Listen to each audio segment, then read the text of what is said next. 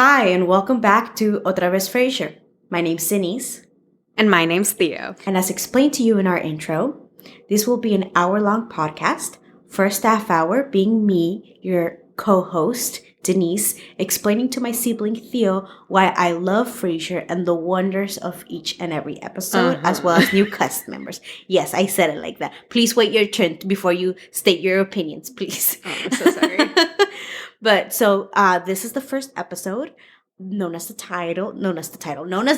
I'm so sorry about that. I am on my third champagne glass. Known as the pilot, titled "The Good Son." Theo, how excited are you to get started? I'm so excited.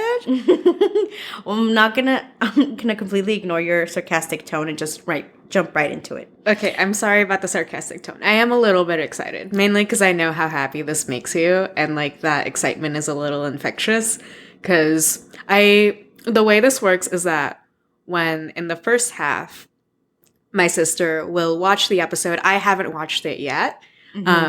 And she will kind of tell me little bits and pieces. And then in the second half, I will have already watched it. And then I will give my critique, I suppose.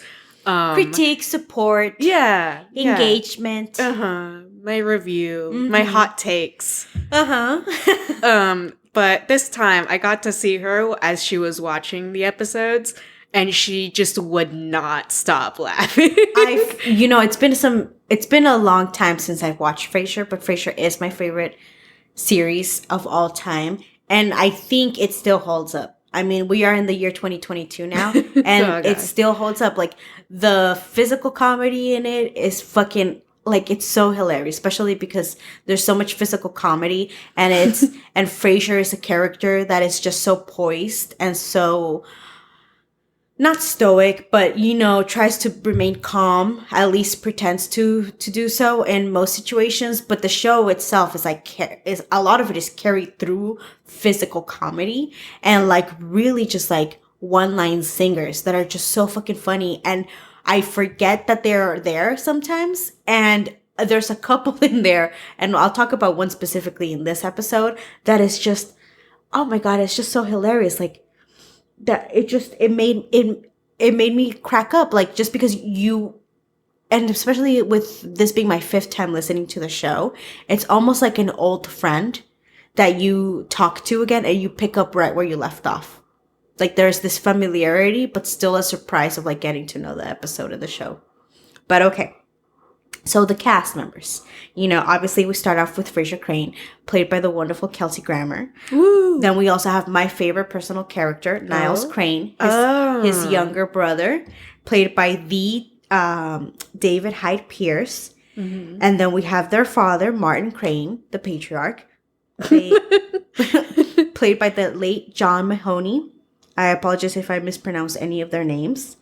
And then within this episode, we also meet the lovely Daphne Moon, played by Jane Leaves. And then we have another personal favorite of mine, Ross Doyle, who's played by Perry Gilpin. And we'll talk a little bit more about her and one of my favorite qualities about her, maybe in this episode, if not on the next. But okay, so now that you know some of the main characters' names and their actors, I mean, I'm sure if you're listening to this podcast, you're well aware. But, for you, Theo, I'm giving you the chance to, catch up with the rest of us. Yeah, brush up on my trivia. By any chance, do you know of the show Cheers?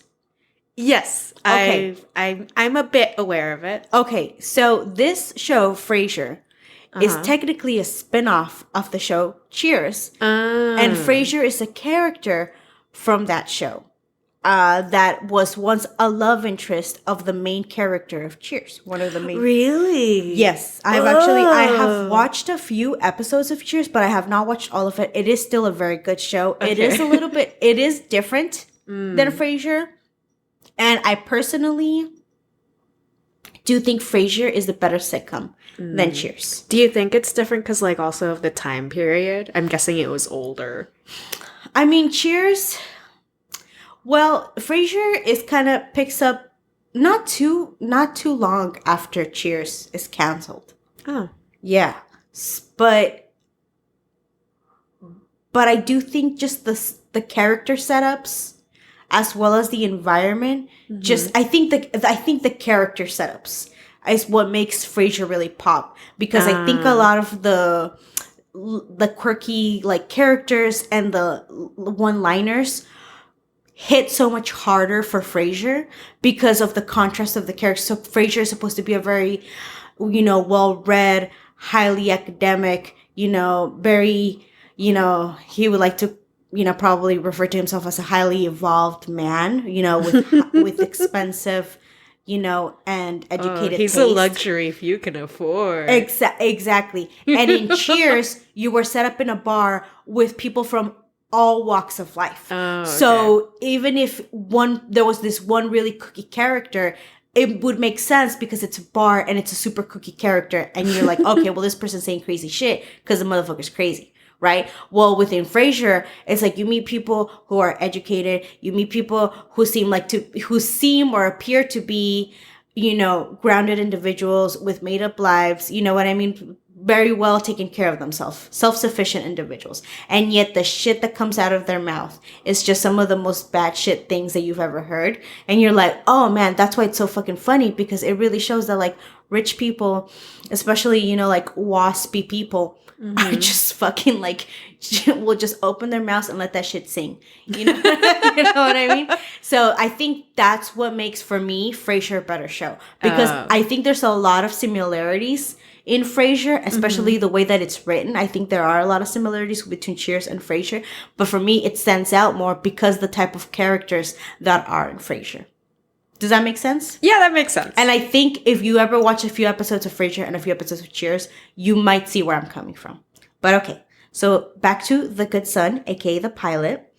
It starts off within the series 6 months after he divorces and moves from Boston, which is where the show Cheers / the bar is based in Boston. And he divorces his wife. He also has a child. I believe the child is 12 or 11, around 12 or 11 years old. So small, definitely very influential time period for his son to be without his father. Yet he makes the difficult decision to leave Boston. Like I said, I have not watched Cheers, so I don't know how much of Frasier's character development they get into that series. I would love to, go back and have time to rewatch that. But I'm just going to speak about what they talk about in this series. So we start off with him being in the show, his radio show. It's a talk show where people call in if they have issues regarding their relationships, their mental health. He is a therapist, a licensed therapist. I believe a psychiatrist as well. And he is more than happy to listen, give advice, or refer them to another professional therapist. Within the series, his show takes place in KACL radio, which is a station in Seattle, which is where Frasier is now settled. And then we also meet his lovely producer, which is Ross Doyle, as mentioned before. Ross is one of my favorite characters. I think she is incredibly beautiful. I think her character is smart. It is witty. I think it's definitely a very feminist character, especially within that time period.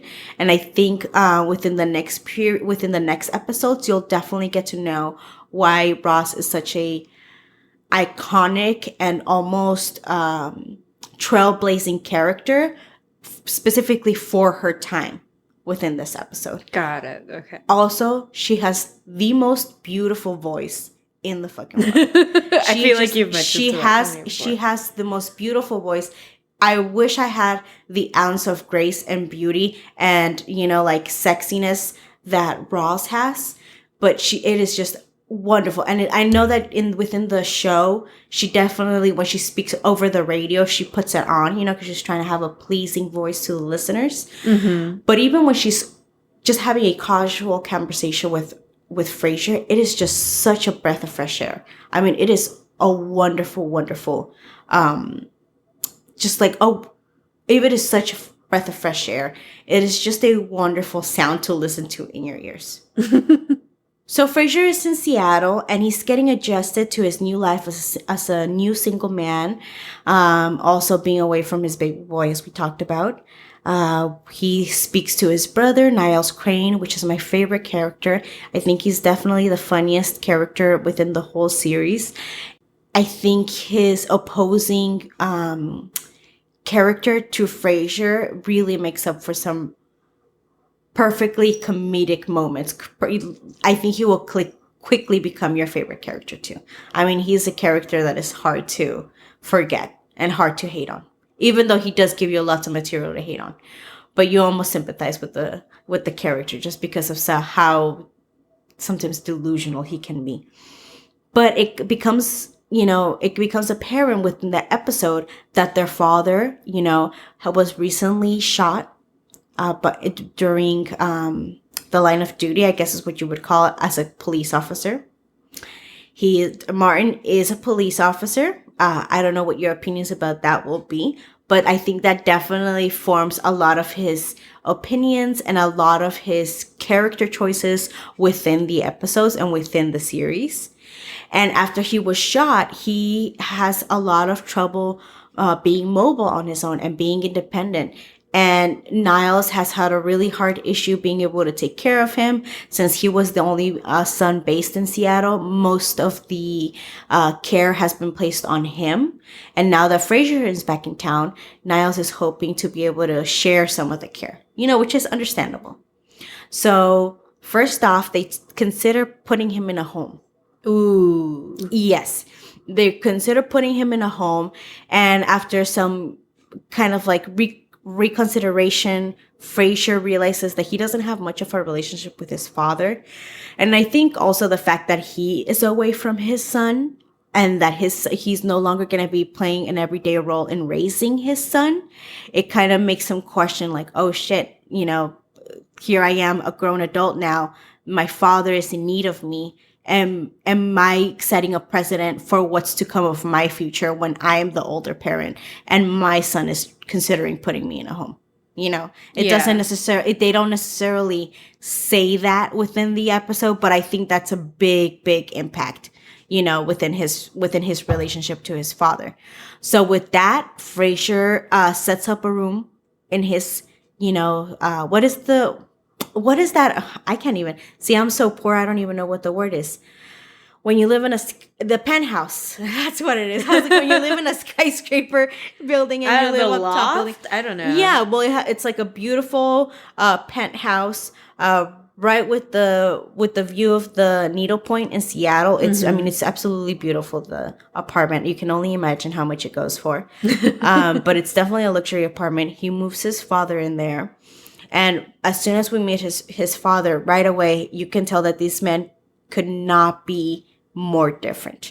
I mean, Frasier is definitely a French cuisine, European art type of man. And Martin is a very much steak and potatoes, meat and potatoes type of man, with a nice Ballantine beer, which is his beer of choice. I wonder if they still make that. We should probably look that up. So within this episode, they move in. Obviously, they immediately clash. Frasier is having a hard time, just being a son to his father, especially because they have such different interests. They don't particularly share a hobby. They don't particularly share political beliefs. And also his father is dealing with his own battle, being shot and not being as mobile and as independent as he used to be. Something that I'm forgetting to mention also is that Frasier's mother, Frasier and Niles' mother, passed away a few years ago.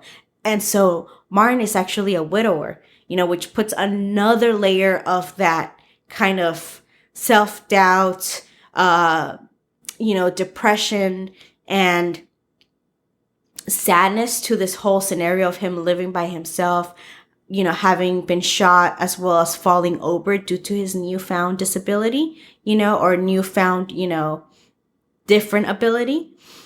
So because he is still able to walk just with a cane this time. Mm-hmm. But Frasier is unable to help him out. So thanks to Niles, he is able to find some help for his father. And in comes the lovely Daphne Moon. Yay! And Daphne Moon definitely comes in as a breath of fresh air. for Martin. She challenges Frasier. She's very quirky. She often puts her own foot in her mouth. She doesn't really pick up on social cues that well. And also, apparently, she's a clairvoyant, which, you know, Frasier being a man of science just could not be a bigger slap in the face to him and all of his beliefs. But Martin immediately, you know, likes her simplicity, likes her, you know, her kindness, as well as her little spunk. And she seems to be a very hard worker. They hire her to be a live-in caretaker. So there is Daphne Moon living with Martin Crane and Frasier Crane in this penthouse apartment in Seattle. I mean, it's not a bad gig. Not a bad gig. They don't, never within this episode, and I don't think the series that I remember, they discuss how much she's paid. But I mean, that in itself is not a good, it's a pretty good living situation, you know? If it turns out that neither of the men that you're living with are absolute creeps, then, you know, then you're pretty set. You're living comfortably. Yeah, that's true. And in Seattle too, in that apartment. Yes. Well, within the episode, they continue to clash, even with Daphne around.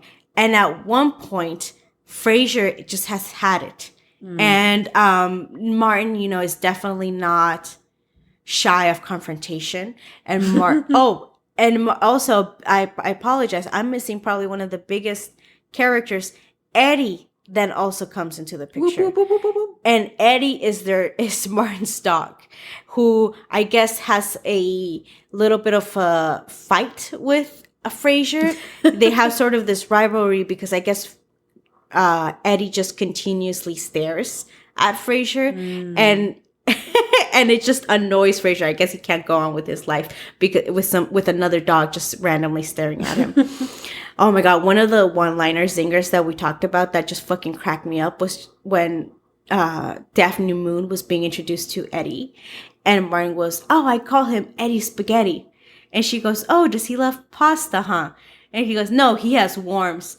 Oh my God, that shit made me crack up so much. I was like, that is that is one of the funniest things I've ever heard. Eddie Spaghetti, because he has fucking worms. Outside of the fact that that is a disgusting picture, it is just hilarious. He's got worms. Dog's got worms, man. He's got worms. We've all got worms, frankly. I mean, yes, we all got some people have more worms than others. But let's not. We are all not. We are not wormy the same, okay? So, God does not give all of us the same worms. Yeah, he definitely has, you know, stronger soldiers. Okay, favorites. that he's given. Yeah, he definitely has favorites. Some motherfuckers be out here warming it up, but but it was a funny episode, and they had a very kind of climatic. Is that a word? No, I'm sorry. Again, I repeat, I'm on my third champagne glass with minimal food in my stomach, so I apologize. But the climax of the episode was when they finally confront each other, and Frasier finally actually says into words, "I do not like you living here, you know, and it has been very hard for me, and you have not made it easier, and in fact, you have not thanked me at all for the favor that I am doing by letting you move in with me." And Martin just turns around and says nothing and goes away. And these two men just go on about their day and do not talk to each other, at least within the episode, and act, you know, like they're ignoring each other. They're both, you know, acting with indignation. Up until Frasier is back in his studio, and Martin calls on the phone, pretending to be a listener. And within the role play of, you know, the therapist and listener, Martin confesses that it has also been hard for him, that it has been a new adjustment, but that he genuinely appreciates all the sacrifice and the gratitude that he has for his son, that has given up his sort of like bachelor pad for his father to be able to be rehabilitated and, you know, have a safe and comfortable home. And they make up and, you know, they say their thank yous and their sorries to each other. And that's kind of where the episode leaves off, on a good note. You know, that everything is kind of just takes time and patience. And if it's really worth it, and if you love the person, it's a good time. you know? Oh, that's a sweet note to end on. Yeah, it definitely is a sweet note. I mean, listen, it's the first episode and it's a sitcom, so they're not going to end it on anything heavy. That's true. But I do think it was funny how I did make a comment on my notes about just how, like, masculinity-wise, but Martin could not say it in the moment in front of his son to his face that, hey, you know what? You're right. I am sorry. Mm-hmm. Thank you. I understand that it's a sacrifice for the both of us, but I understand all that you're giving for me to be able to be safe and comfortable. Thank you. He had to cool down and, kind of almost role play into the situation and role play into the thank you. Almost like stepping, with just your toes into the hot water, right before you jump into the hot tub. And, but I mean, Martin was the bigger person. Martin was the one that reached out and said, I'm sorry and thank you. So that's what the first episode entails of. That's what it's made out of. But within this episode, we obviously meet Frasier. If you've never seen Cheers before, we meet Niles, which is going to be one of the funniest characters. I mean, you see a glimpse of his neurotic tendencies. And there's this one particular scene that just reminded me of you and me so much, where Niles is just going on and on about just like some random shit. And Frasier is almost responding to him. Mm-hmm. And then he says, oh, I'm sorry, Niles. I had no idea you were talking about. And that just immediately transported him to me and you riding in the car and you going on about some shit. And you just don't listen. No, but and it's even something that I'm not trying to be rude about. Uh-huh. Because in my head, and I don't know if you catch this, like you're talking and I'm responding to you. Yeah, I'll be you're like nodding or making like I'll be like, yeah, or be like, okay, yeah. I'm like, oh yeah, no, like, oh wow. Like I'll be saying that. And then it'll take me a second to realize that I don't have no fucking clue what the fuck we're just talking about. And I have to say, wait, I'm sorry. Can you repeat that again? I just was not listening at all. I mean, that happens, maybe twice a week? Oh yeah, for sure. But that moment to me was a very real moment. That's an older sibling moment. That was definitely that. I don't know which writer came up with that line, but that was like, he's got to be. That to me seems very much like a younger sibling writing that shit. Because I don't think an older sibling would write a line like that. But that seemed to me very much like a younger sibling writing that. I have some questions that I have for you. To keep in mind for this part of the podcast, and then also within your half after you watch the episode. Okay. Some hot topics. You and I, we're Mexican. Okay. The topic of putting your elder in a home, as well as the topic of leaving your son.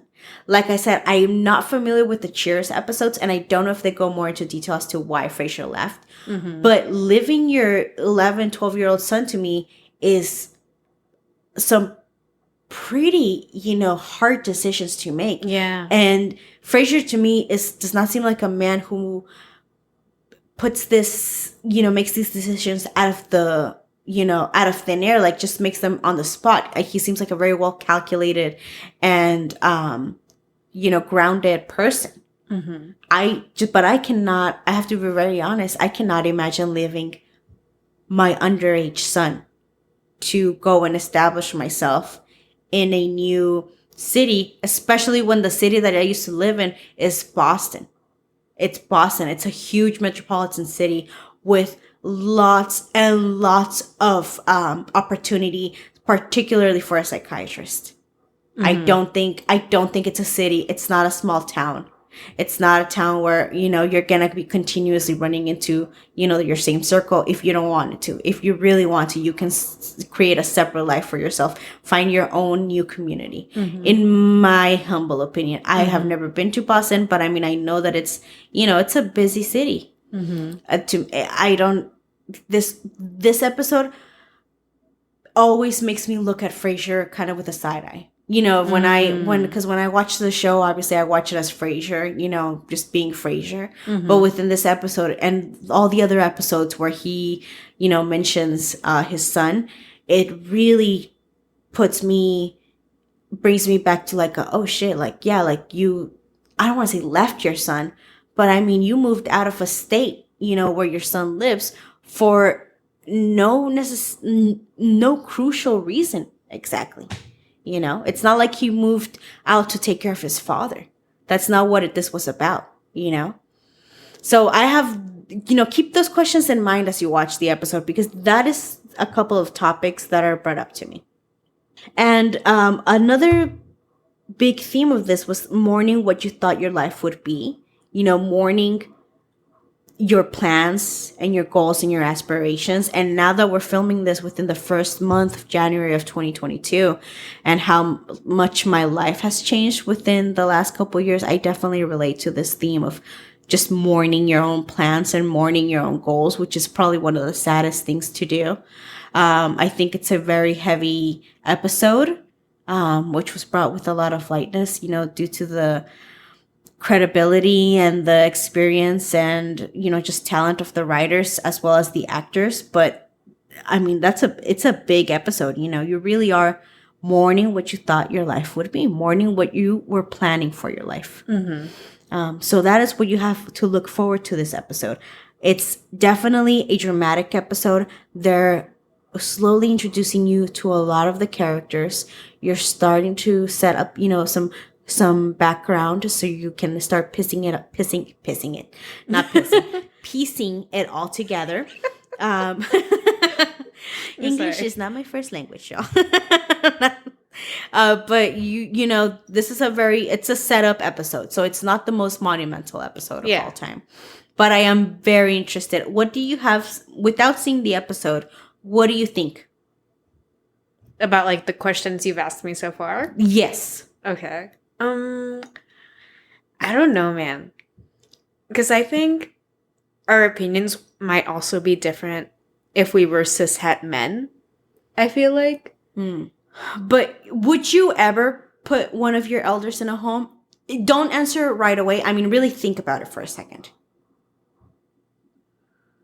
I don't know, man. I don't think that would be my first choice.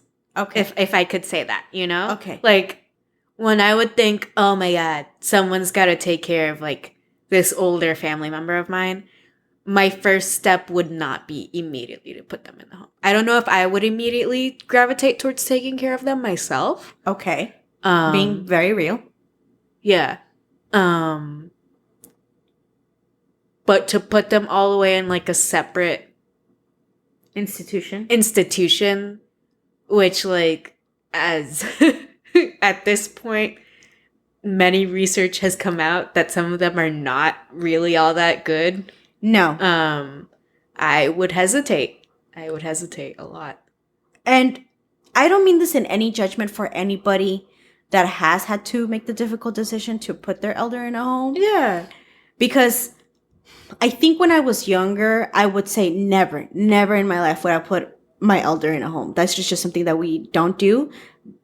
Honestly, that is something that is a concept that you are not even raised with. Yeah. That is a very American concept. That is just something that being raised and the examples you have of how your family looks like growing up, your grandpa, your grandmother is always in the house. Mm-hmm. I mean, even now, our grandmother is 94 years old. Bless her heart. Yes. And she has, I believe, 7 kids? Yeah. And most of her children, those who are able to and willing, take turns. They actually have a little calendar where they go and stay with her on the, and they take turns throughout the week. So to make sure that she doesn't fall, that she has all her medicine, that she doesn't have any issues throughout the week. Mm-hmm. Obviously, that comes with some sort of privilege of time and capability. Uh-huh. And also the fact that there are 7 different people taking care of her. Exactly. Which, by the way, not all of them take care of her. Not all of them. But, like the ones who are able and willing. I don't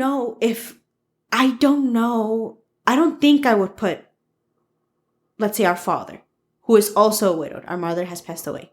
Mm-hmm. If I would put him in a home. Yeah, but I also... taking care of our father. When I think about having to take care of him, because I take care of him now, especially as like the eldest daughter within a Mexican household. Oh my God, me da una pinche hueva. Like I just fucking, oh my God, the thought of having to take care of him when he's older. No, sí, te entiendo. Oh my God. But it's like, fuck, man. It's like, that's your fucking dad. Like, and what are you going to do? Oh, yeah, that's where the concept of like a live-in nanny seems cool to me. If it was with dad. But also if you can afford it, Yeah, if you can fucking afford it. Who are the people that can afford it? Yeah. And also, what nanny are you bringing in? Well, not nanny, but what caretaker are you bringing in? What are the credentials? There's a lot of elder abuse as well that I think about. I don't know, man. This episode deals with some touchy subjects. Okay, now moving on to leaving your son. Do you think you would leave your son, move across from your son? Fuck no. No? I don't want kids. Okay. And it's not like a sense where it's like I don't like kids. I enjoy kids. I think they're funny. I see kids a lot when I go to work. And I think they're very funny. I just don't want kids. So maybe my mindset's just a little different from someone who has kids. But I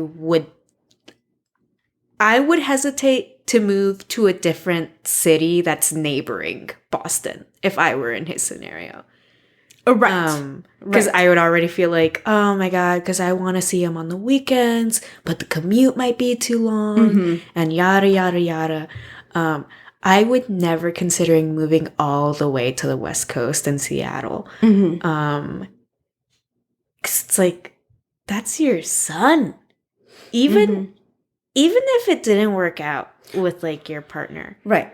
That's still like your responsibility. That's your child. Right. And that child like loves you. Right. Hopefully.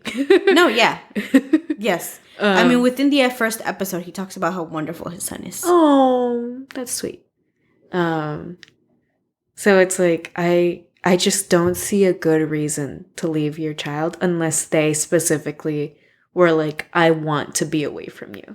I don't have any children, and I personally don't think I will have children at this point in my life. The way it's looking, I just don't think I am.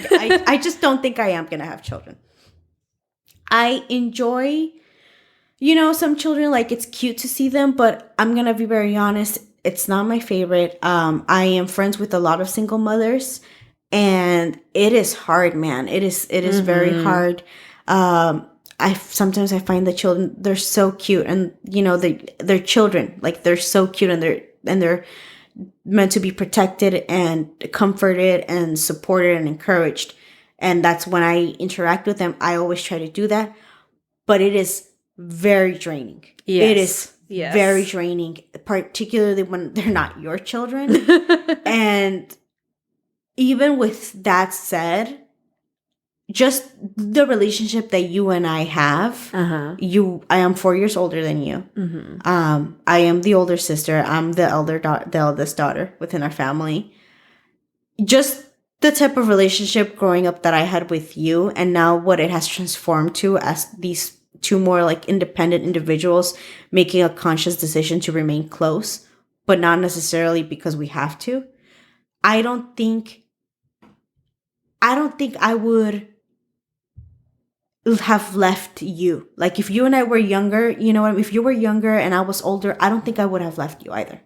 Even just being my sister, But now, so if I use that scenario and I think of it as somebody who's my son or my daughter or my child, I don't think I could leave them. I don't think I mean, what am I being chased out by the mafia? Exactly. Am I being, threatened out of the city? Like, especially such a metropolitan city like Boston.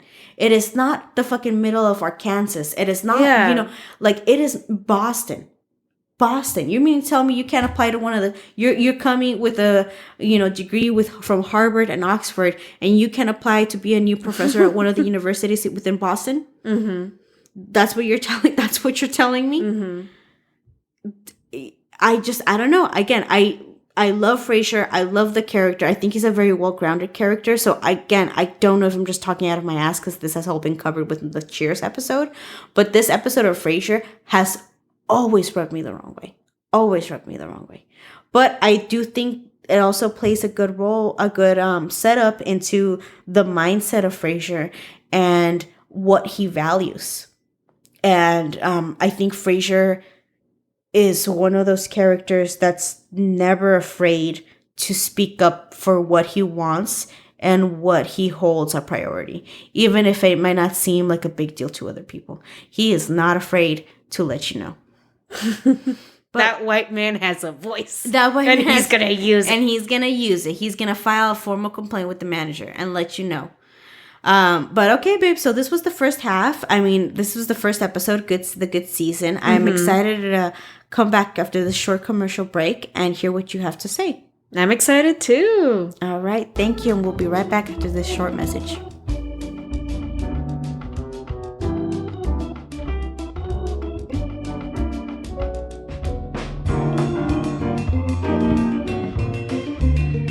Now, a few words from today's sponsors. You've heard of the lazy boy? Well, now get ready to meet the sunny boy. Are your parents living longer than anticipated?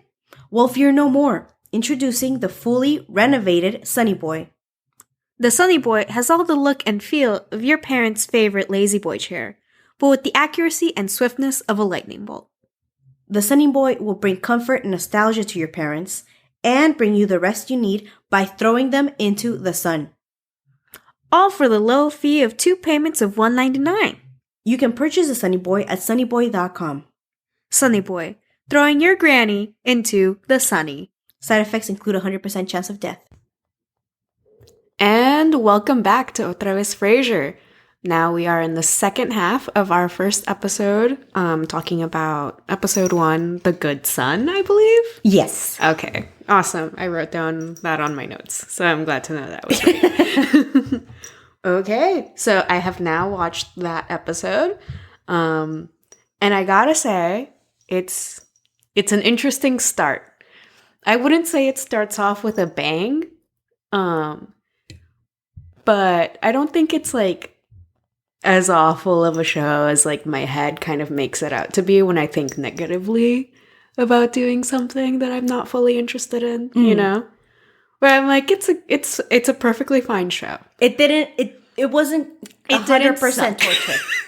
It wasn't 100% torture for you? No, not at all. Not at all. Would you even dare to say that you enjoyed it? Yeah. It's the hype, but It's like I enjoy it in the sense that it's like if someone had it on TV, I wouldn't ask them to change the channel. Okay. But when I'm flipping through the TV by myself, that's not what I would land on. Okay. Does that make sense? Yes.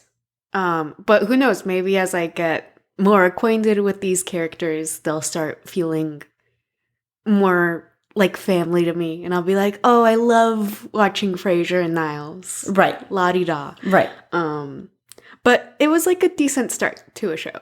And I will say I did kind of miss the style of writing that old sitcoms had. Okay, yes. I think you're right about the fact that like the writers were like very, very talented on this show. Very, very talented. And I think it shows in just the fact that it's like, one, there's like still humor that holds up. And two, it like feels very human when they talk to one another. Like it feels relatable. And maybe I'm just thinking about it because when I think of shows nowadays, I think of CW shows and the writing in those is a nightmare. Oh. Because I mean, I don't really watch a lot of like the primetime television, Okay. I suppose. Right. I mainly watch a lot of movies nowadays or YouTube videos. But when I watch like TV shows, I have to admit I'm a big fan of Riverdale. And I know it's not a good show.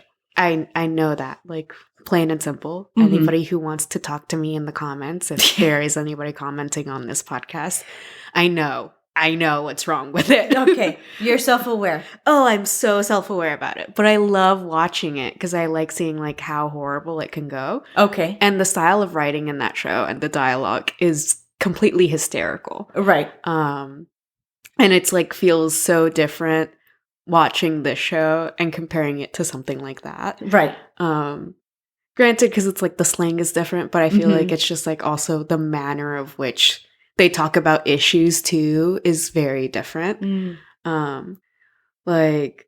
Ross, for example, I feel like she has this very like girl boss energy to her that I think a lot of CW shows try to capture, but in a very not subtle way. And I feel like it's somewhat subtle with Ross. Almost like a cartoon way, right? With many CW shows and many shows like that. Exactly. Like I'm thinking about that leaked script of the Powerpuff Girls version. Okay. Because I don't know if you read a bit about so that. I never read it, but I did hear some feedback from it. You saw some tweets, probably. Yes. Okay, yeah. That's exactly like kind of just like what the state of CW shows are like right now. And I think it's like part of it is them being self-aware and knowing that people love to hate watch these sorts of things. And the other part I think is because there's like an older crowd that isn't as in tune with like their demographic as I imagine the writers that wrote Frasier were with their demographic. Right. Especially because it was a spin-off show, so they know exactly who they're targeting, I feel like. I think that also helps them too.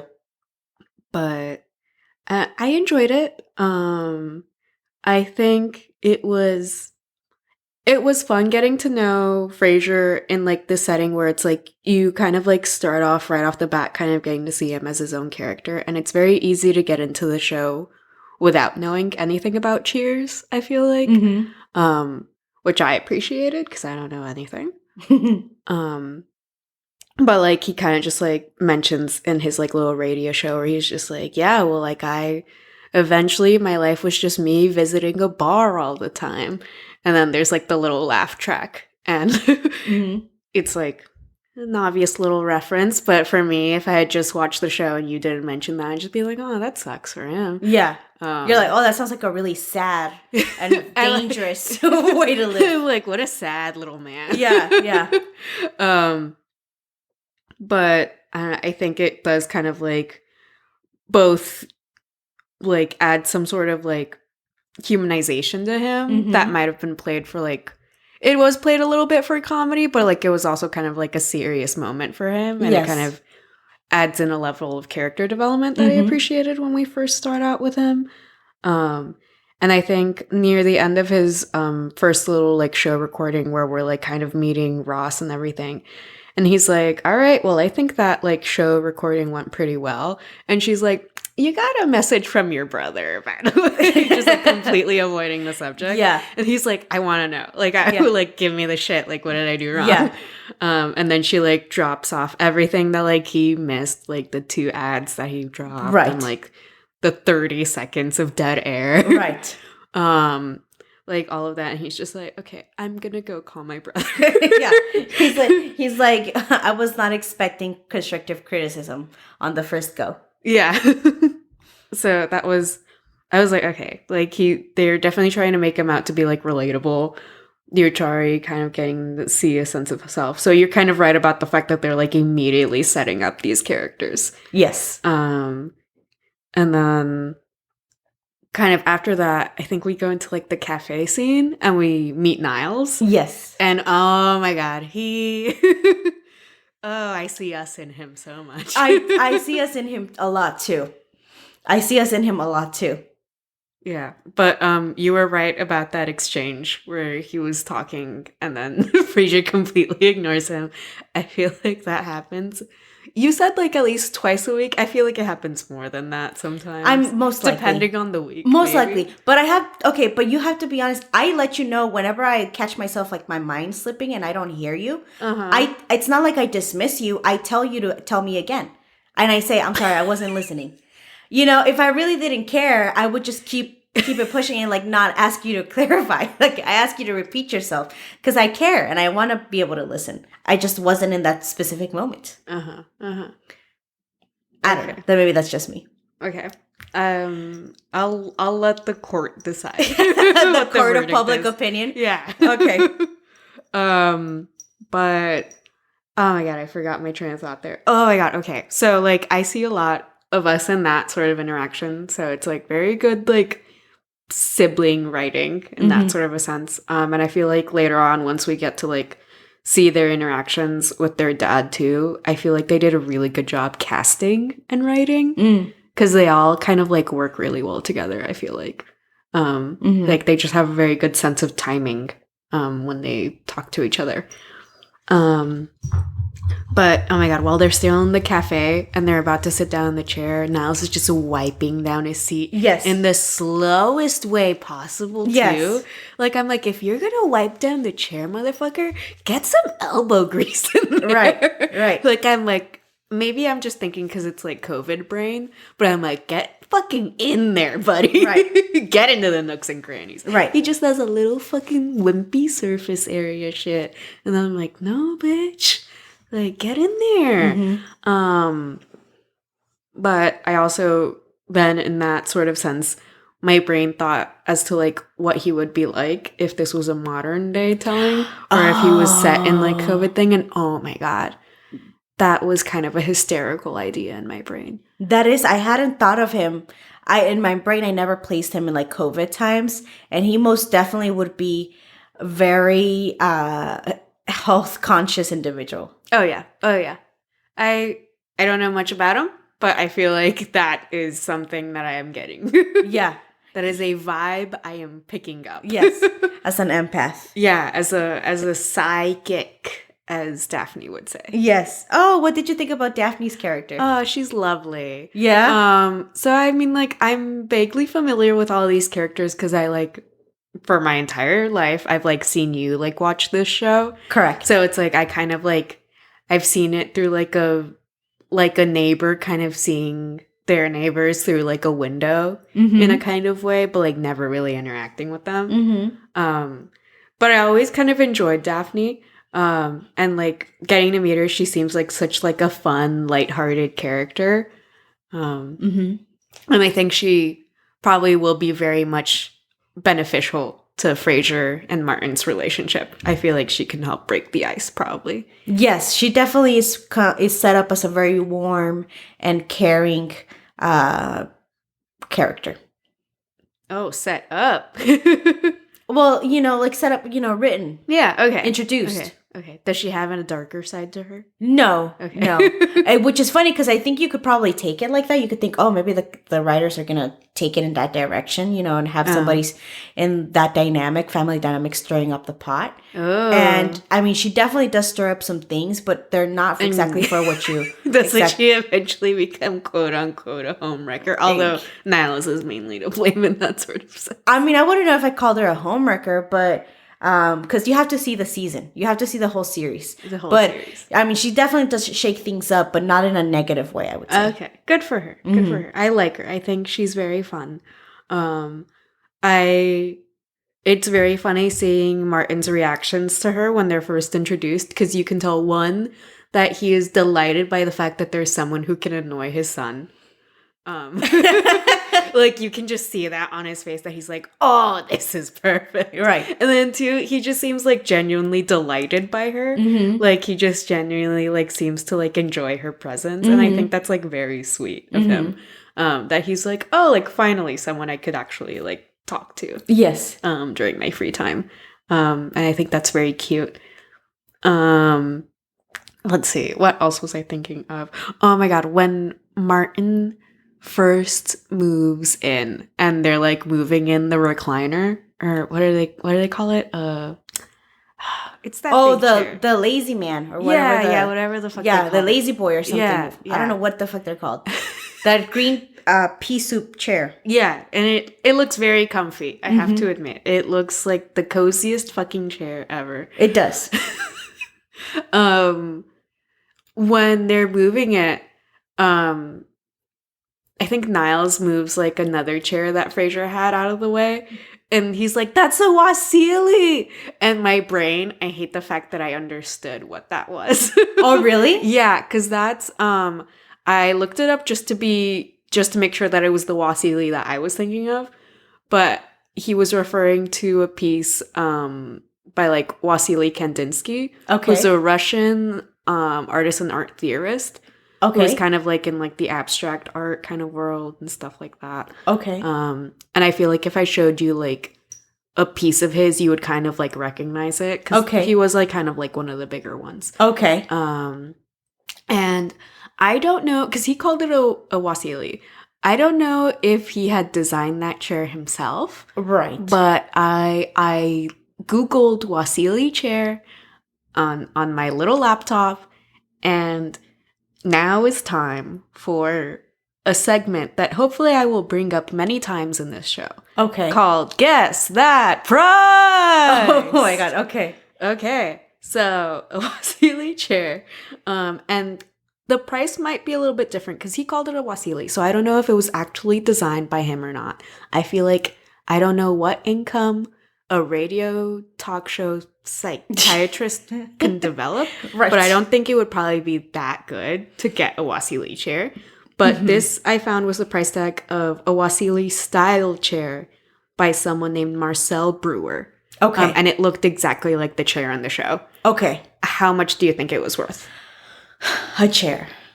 In the 90s. But now it's 2022. One chair. And it's inspired by Wasili, but it's not actually designed by Wasili. Maybe 700? No? Think bigger. What? For one chair? For one chair. It's not even the love seat. That chair didn't even look comfortable, I have to admit. 1,300. Ooh, you were close.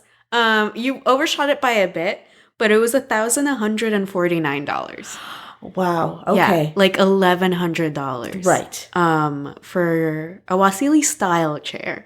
So I don't know when he said if it was a Wasili, if it was like the real thing, because I imagine that much go for like hundreds, maybe tens of thousands of dollars. If I'm being realistic about the way that the art world is, because it's like ridiculously expensive. But yeah, I was curious about that because it piqued my interest that I actually recognized that name, and that was the ugliest chair I ever saw. Really? Yeah. Theo is a media and art student, by the way, if you have not caught on. Yes. I studied art history, unfortunately. I mean, I'm very fortunate to have been able to study it. But I have to contend with the fact that I understand many of the references in this show. That's amazing because I have to be very honest, a lot of the references go over my head. I just take when he mentions specific philosophers, artists, and you know how he kind of drops their names, you know, very easily within the conversation. I just take it as that's a fancy name. Oh, that's a fancy like that's a established person in that field of whatever he's referencing to. But I do not have background knowledge as to what those names, why they hold such power. I just take it at face value. And I think that's kind of like what the show writers intended. Because I mean. And like I said, I only identified one of these things. Like there was other stuff that he said in this episode that I didn't know what they meant. But that one like caught my ear, and I saw that chair, and I was like, "That's an ugly ass chair." And I mean, I recognized that one, and I found it interesting because I mean, I think it did go with his quote unquote eclectic style, even though I don't really like the styling in Frasier's apartment. But that's just a personal taste. It's a lot of beige. And I'm not a fan. Yes. Well, I think it is a lot of beige, and I think it's very boring in some sense, but also if you take into account that Frasier was filmed in the 90s, right? The early 90s. Yes. Coming off of the 80s and how much colorful. Think of how colorful, how extravagant that whole picturing era. The shag carpet. Right. Just think about how maximalist the patterns, the clashing of different textures was for the 80s. And that to me makes a lot of sense that in the 90s, a more refined, simple sort of design is what's in style, what's more chic. That's very true. I suppose. Because it does seem very safe and very boring. But I think probably for the time, it was a very luxurious, you know, interior decor style. Probably. I mean, it's still like an amazing apartment. And I would never say like I would hate to live here. Yeah, the apartment itself looks beautiful. Yeah. I mean, you have space for what? A piano and a telescope. Yeah, and it's like, insane. Yeah, you have the skyline right there. It's beautiful. You could head outside and like invite someone over for brunch in the sun or whatever. Exactly. I mean, it's incredible, but I'd put some ornamental pillows on the couch or something. I don't know. Right. Speaking of the couch, Eddie, I love him so much. Mm-hmm. I already knew that I was gonna love him because, I mean, like I said, I had like vague ideas of like these characters from seeing you like watch the show so much, and I always thought he was such a cute dog.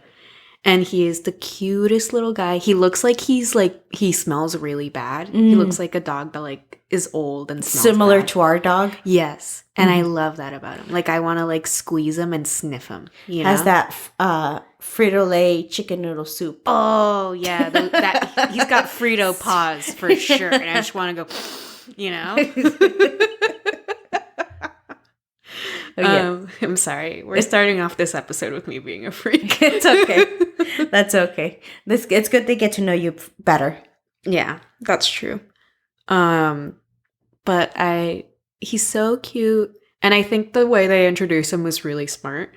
I think I really enjoy the use of like title cards to like zone in specific scenes. Yes. For Frasier, because I feel like that wasn't really something utilized in other shows at all.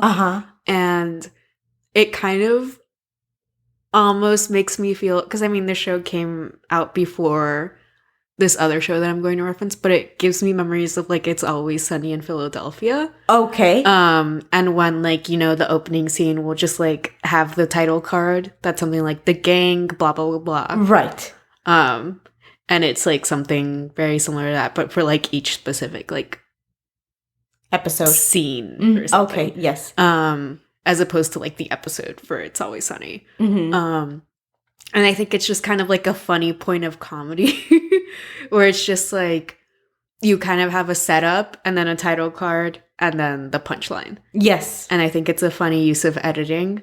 So it's like, it's kind of like the writers are very aware of the fact that it's a show and they're not just kind of like writing something. Like they're aware of like the visual way that things are working. Yes. I don't know. I think it was nice. I think it is nice. And you know what's so funny? It's that I've become so used to those title cards that I didn't even take note of them this time around watching it. But it makes sense to do it on a show like Frasier, especially for the character that is Frasier, because those title cards kind of almost give a theatrical They do. feeling. They do. I feel like, yeah. And I mean, Frasier's all theater. I mean, he speaks and carries himself like he's, you know, entering stage right every single scenario of his life. And so those title cards are interesting that you've mentioned it because they give off a theatrical effect to the show, more so than just a regular sitcom. So that, you know, that's definitely a good point that you just brought up. You definitely made me just think about that. You know? And they kind of, in my brain, they're kind of like easy to smooth over. Like at first I was kind of distracted by them, but then it's like, I think the one that really stood out to me was the one that was for Eddie, which is kind of why like I thought about them just now. Cause it was kind of just like Niles kind of drops him off. And then as he's leaving the door, he talks to Eddie. He's like, "Hey Dad, did you mention Eddie, by the way?" And then he just leaves. Right. And Frasier just kind of just like goes apeshit. He's like, "No, he's weird." Right. And I love the fact that he calls him weird. And they don't mention he's a dog until like the title card is just like Eddie, and that's it. And then we fade into the dog staring at him. And it was beautiful. Yes. Introducing Eddie, and in comes Eddie stage right again. Eddie Spaghetti. Eddie Spaghetti with his little worms. His little worms. His little wormy butt. I love the fact that he has worms and he's on the couch. Beautiful. Now everyone in that house has worms. Frasier has worms. Canonically, he has worms now. Oh my God.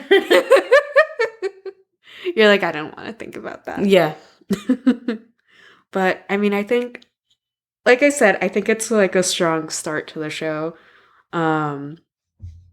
Plot-wise, I feel like it was very like sweet seeing everything kind of get wrapped up nicely. I mean, it's a sitcom, and like sitcoms tend to have the power of wrapping up issues in a bow in a sort of way, a lot of times.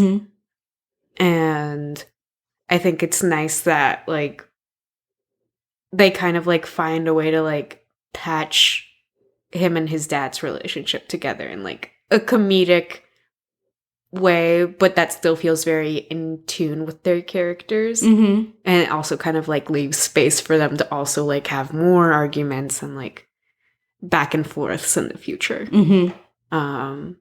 But I think it is interesting that Martin was the one that apologized.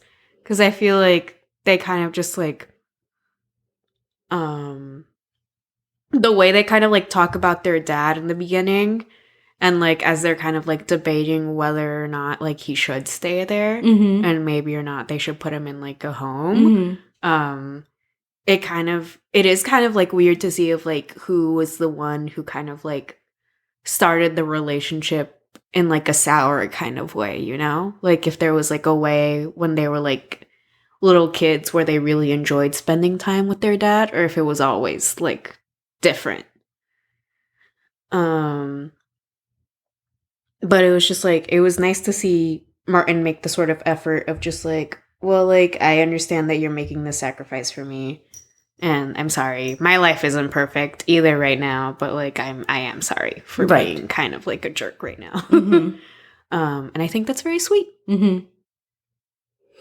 It is very sweet, and it's definitely not the way that I believe the first couple of episodes and first scenes with Martin specifically, you would have thought that he was the bigger person, because he seems as to be a very kind of hard-headed man.